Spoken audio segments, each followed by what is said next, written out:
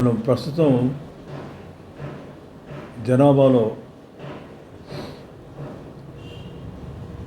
ఎక్కువ మందిని బాధిస్తున్నటువంటి జబ్బు రెండు రకాల జబ్బులు ఉన్నాయి. ఒకటి ఏమిటంటే పైల్స్, రెండవది వెరికోజ్ వెయిన్స్. ఈ పైల్స్ అనేది వెరికోజ్ వెయిన్స్ అనేది రెండు వేరువేరైనప్పటికైనా ఒక జాతికి సంబంధించినటువంటి జబ్బులే ఇవి రక్తనాళాలకు సంబంధించినటువంటి జబ్బులే. అయితే ముఖ్యంగా మనం ముందు పైల్స్ గురించి మాట్లాడదాం. పైల్స్ అంటే చాలామంది వాటిని అరిసెమలు అని తెలుగులో అంటారు, ఆంగ్లంలో హెమరాయిడ్స్ అంటారు, లేదా పైల్స్ అంటారు. ఇవి మలద్వారం దగ్గర 3 పెద్దవి మరో 3 చిన్నవి, అంటే 6 పైల్స్ అనేది ఏర్పడతాయి. ఈ ఏర్పడటానికి కారణాలు ముఖ్యంగా ఒకటి కాన్స్టిపేషన్, అంటే మలబద్ధకం. కొంతమంది ఒకరోజు 2 రోజులకు ఒకసారి మోషన్ పాస్ చేయడం వల్ల ఆ మోషన్ గట్టిపడి దాన్ని బాగా బలవంతంగా బయటికి తీస్తూ ఉండటం వల్ల ఈ రక్తనాళాలు, ఆ వెరికోజ్ వీన్స్ అనేవి, అది మలం ద్వారం దగ్గర ఉండేటటువంటి ఆ వీన్స్ బయటికి తోయబడతాయి. అలాగా రిపీటెడ్గా మళ్ళీ జరుగుతూ ఉంటే అవి పెద్దగా మారుతాయి. అవి పెద్దగా మారి బయటకు వస్తాయి. అవి 3 స్టేజ్లో ఉంటాయి: first stage, second stage, third stage. ఈ 3 స్టేజ్లలో ఉన్నప్పుడు అది ఎప్పుడైనా రక్తం పడవచ్చు. ఫస్ట్ స్టేజ్లో రక్తం పడవచ్చు, సెకండ్ స్టేజ్లో కూడా రక్తం పడవచ్చు, ఫైనల్ థర్డ్ స్టేజ్లో కూడా వేయచ్చు, రక్తం పడవచ్చు. రక్తం పడుతున్నప్పుడు మాత్రం భయపడి డాక్టర్ దగ్గర పరిగెడతారు. అలాగా ఒక్కోసారి తీవ్రమైనటువంటి రక్తస్రావం జరిగి ప్రమాదం జరిగే అవకాశం కూడా ఉంటుంది. ఈ పైల్స్ అనేది ఒక్కోసారి బయటకు వస్తాయి. ఇంటర్నల్ పైల్స్ అని, ఎక్స్టర్నల్ పైల్స్ అని 2 కేటగిరీస్ ఉంటాయి. ఈ 2 కేటగిరీస్లో అన్ని కలిపి ఒకటిగా ఏర్పడి బయటకు వచ్చి ప్రొలాప్స్ పైల్స్ అంటాం వాటిని. ఆ పైల్స్ ఒకసారి ఇన్ఫెక్షన్ అయినంటే ఇన్ఫెక్షన్ పైల్స్ అయిపోయి తీవ్రమైనటువంటి జ్వరం, బాధ, మూత్రం మంట, దొడ్డికి పోవాలంటే కూడా భయం, పోతే కూడా భరించలేనంత నొప్పితో బాధపడుతూ ఉంటుంటారు.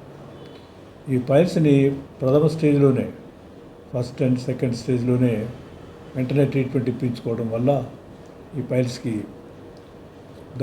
నిర్మూలన అనేది చేయించవచ్చు. ముఖ్యంగా విషయం ఏంటంటే పైల్స్ని గుర్తించడానికి ప్రాక్టోస్కోపీ అని ఒక టెస్ట్ చేస్తారు.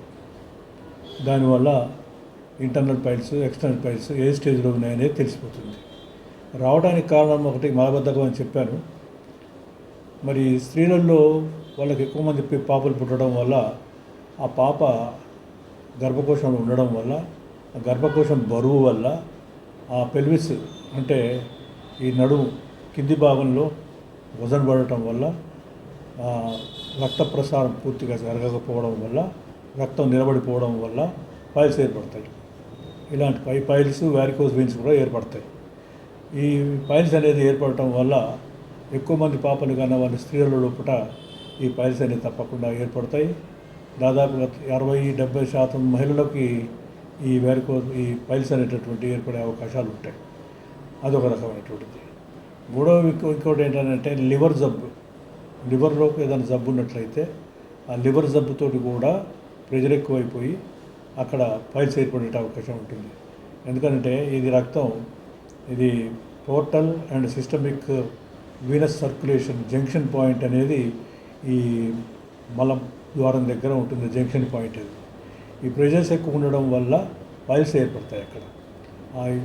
ఇటువంటి పరిస్థితులు వెంటనే ఈ పైల్స్ రావడానికి కారణాలు ఏమయ్యాయనేది మాత్రం టెస్టులు మాత్రం తప్పకుండా చేసుకోవాలి. ముఖ్యంగా లివర్ స్కాన్ చేయించుకోవాలి. పోర్టల్ హైపర్టెన్షన్ అనేది లేదని కూడా తెలుసుకోవాలి. రెండవది, దేనివల్ల వచ్చి ఉంటుంది ఇది అనే విషయం కూడా, మలబద్ధకం వల్ల మలబద్ధకం ఎందుకు వస్తుంది అనేది కూడా తెలుసుకోవాలి. చాలామందికి మలబద్ధకం ఎందుకు వస్తుంది అనేది కారణం తెలియదు. దానికి కారణాలు ఏంటనే మొత్తం తెలుసుకోవాలి. అలాగా తెలుసుకున్న తర్వాతనే వాటికి సంబంధించినటువంటి కారణాన్ని తెలుసుకుంటే కరెక్ట్ వైద్యం చేయడానికి వీలుపడుతుంది. అయితే ఈ పైల్స్ని 3 రకాలుగా వైద్యం చేయించవచ్చు. ఒకటి, సాధారణమైన మందులు సర్వసాధారణమైన మందులు ఏమిటంటే మలం ఫ్రీగా రావడానికి ఉపయోగించే మందులు. దీంట్లో చాలా రకాల మందులు ఉంటాయి. ఆయుర్వేదిక్ మందులు ఉంటాయి, హోమియోపతి మందులు ఉంటాయి, ఇంకా ఆంగ్లంలో కూడా ఇంగ్లీష్లో కూడా మందులు ఉంటాయి. అది ఇవ్వటం వల్ల మలం మెత్తపడి ఈజీగా అంటే సునాయాసంగా మల మల విసర్జన జరుగుతుంది. అలా సునాయాసంగా మల విసర్జన జరుగుతూ ఉంటే పైల్స్ అనేది పెరగవు, ఓసారి తగ్గిపోయే అవకాశం కూడా ఉంటుంది. కానీ కొంతమందికి తగ్గదు అది. అటువంటి పరిస్థితుల్లో కూడా అప్పుడు దానికి వైద్యం చేయాల్సిన అవసరం పడుతుంది. ఏమిటా వైద్యం చేసే విధానాలు ఏమిటి ఇప్పటికే చెప్పాను. అవన్నీ పద్ధతులు మెడికల్ పద్ధతులన్నీ ఫెయిల్ అయినప్పుడు అప్పుడు సర్జరీ విభాగానికి వెళ్ళవలసిన అవసరం పడుతుంది. సర్జరీ విభాగాలు ఉన్నప్పుడు ఒకటి ఏంటంటే ఈ రోజుల్లో బ్యాండింగ్ అని ఒకటి వచ్చింది. ఆ పైల్స్కి రబ్బర్ బ్యాండ్స్ వేసేస్తే పైల్స్ అవన్నీ రాలిపోతాయి. ఆ తర్వాత రబ్బర్ బ్యాండ్స్ కూడా రాలిపోతాయి. అదొకటి బ్యాండింగ్ టెక్నిక్ అంటారు.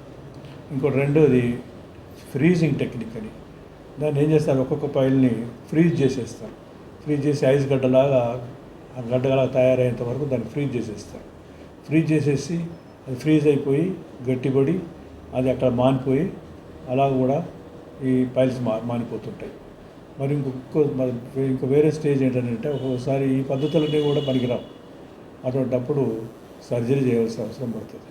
సర్జరీ అని అంటే వాటిని లైగేట్ చేసేసి అంటే దారంతో కానీ క్యాట్గట్తో కానీ దాన్ని కట్టేసేసి వాటిని కత్తిరించి తీసేసేయాల్సిన అవసరం పడుతుంది. అలా తీసేసినప్పుడు అవి పూర్తిగా నయమయ్యే అవకాశం ఉంటుంది. దీంట్లో ఇంకొకటి ఆయుర్వేదంలో కొత్త పద్ధతి వచ్చింది. క్షారసూత్ర అనేటటువంటి ఒక విధానం కూడా వచ్చింది. క్షారసూత్రంతోటి కూడా అది పూర్తిగా నయమయ్యే అవకాశం కూడా ఉంటుంది. దానికి చాలా అనుభవం అవసరం. అనుభవజ్ఞులైనటువంటి వైద్యులు ఆ క్షారసూత్రాన్ని ఉపయోగించవలసిన అవసరం పడుతూ ఉంటుంది. క్షారసూత్రం వల్ల తప్పకుండా తక్కువ అవకాశం ఉంటుంది. కానీ దానికి అనుభవజ్ఞులు దానికి సీనియారిటీ ఉన్నటువంటి వాళ్ళు చేయవలసిన అవసరం పడుతుంది. ఈ విధంగా ఇన్ని రకాల వైద్యం చేస్తే ఎవరికి ఏ రకమైన వైద్యం చేయాలనేది డాక్టర్లు నిర్ణయిస్తారు. నిర్ణయించడానికి కావాల్సినటువంటి టెస్టులు కూడా చేస్తారు. ఒకటి ఇప్పుడే చెప్పాను, ప్రాక్టోస్కోపీ ఎగ్జామినేషన్ అని.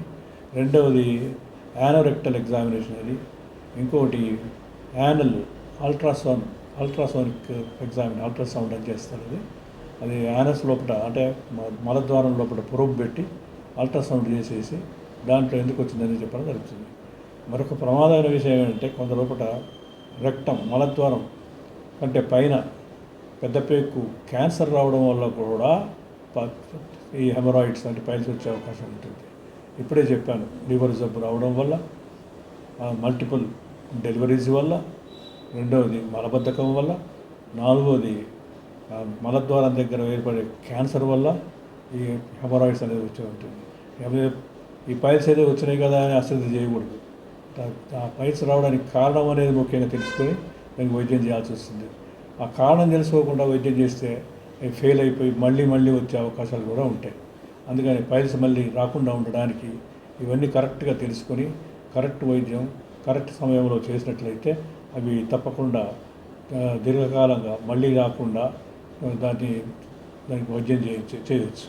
దీన్ని దృష్టిలో పెట్టుకొని ప్రతి ఒక్కరు ఎవరైనా సరే పైల్స్ అని అంటే అండర్ ఎస్టిమేట్ వేసుకోకుండా ఏదో అవి పైల్సే కదా అని చెప్పని అశ్రద్ధ చేయకుండా ముఖ్యంగా దానికి సంబంధించినటువంటి పెద్ద టెస్టులు కూడా చేసుకోవాల్సిన అవసరం. ఒక్కొక్కసారి కొంతమందికి కొన్ని ఎంఆర్ఐ టెస్ట్ కూడా చేయవలసిన అవసరం పడే అవకాశం పడుతుంది. ఎందుకంటే ఏ కారణం వల్ల వస్తుందో ఇవి కూడా తెలియదు.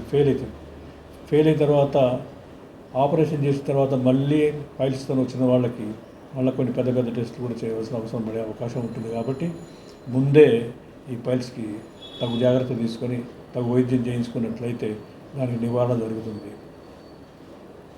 ఏంటి అంటే ఒకటి.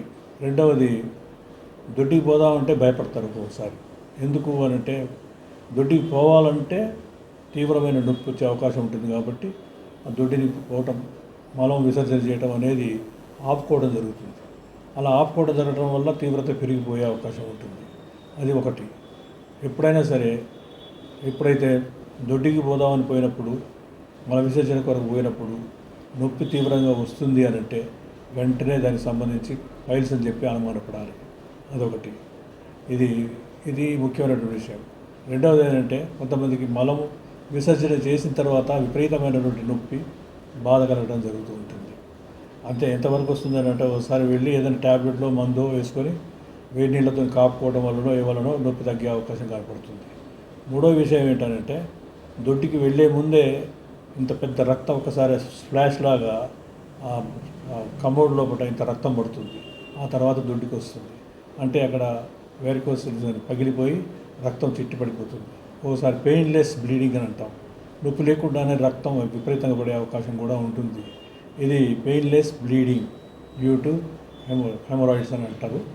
ఇది చాలా ప్రమాదమైంది. ఇది రెండవది ఇంకా ఇదే కాకుండా మల విసర్జనతోనే కాకుండా ఇంకా ఒక్కొక్కసారి మల విసర్జన లేకుండా కూడా పొద్దున లేవగానే బట్టలు తడిసిపోతాయి. పొద్దున లేవగానే వేసుకున్న అండర్వేర్ కానీ బట్టలు కానీ తడిసిపోయి రక్తం తడిసిపోయి ఉంటాయి. ఏమిటా తీరేది ఆలోచిస్తుంటే అది పైల్స్ బయటకు వచ్చి చిట్లి బ్లీడింగ్ అయి ఉంటాయి. ఇవి ఎందుకు వస్తుందో అనుమానం ఉంది. అంటే పెయిన్లెస్ బ్లీడింగ్, పెయిన్తో ఉండే బ్లీడింగ్ ఇవన్నీ జరిగే అవకాశాలు ఉంటాయి. కాబట్టి ఎప్పుడైతే ఈ సిమ్టమ్స్, ఈ కంప్లైంట్స్, ఈ బాధలు ఎప్పుడైతే వస్తాయో వాటి వెంటనే అశ్రద్ధ చేయకుండా వాటికి సంబంధించిన టెస్టులు చేయించుకుంటే అసలు విషయం బయటపడుతుంది.